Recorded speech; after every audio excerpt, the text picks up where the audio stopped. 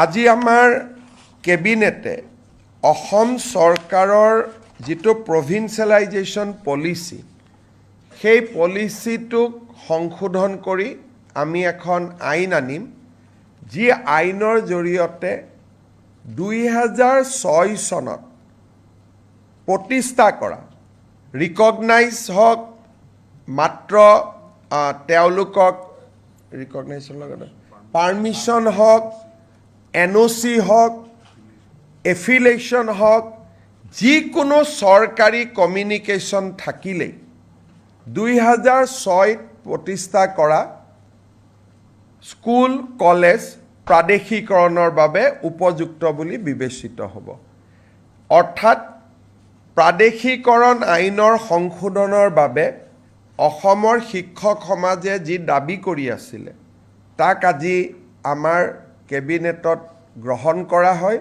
আৰু ইয়াৰ সংশোধনী বিলখনো অনুমোদন কৰা হয় এই সংশোধনীৰ ফলত কেইবা হাজাৰ শিক্ষকৰ চাকৰি প্ৰাদেশিকৰণ হ'ব পাৰিব পাৰ্থক্যটো মই বুজাই দিছোঁ আগতে আমাৰ নিয়মটো আছিল যে 2006 চনত প্ৰতিষ্ঠা হ'ব লাগিব আৰু সকলো অনুমোদন পাব লাগিব তেতিয়াহে প্ৰাদেশিকৰণ হ'ব এতিয়া আমি কৈছোঁ সকলো অনুমোদন নালাগে যিকোনো এখন কাগজ থাকিলে পাৰ্মিশ্যনৰ কাগজ থাকক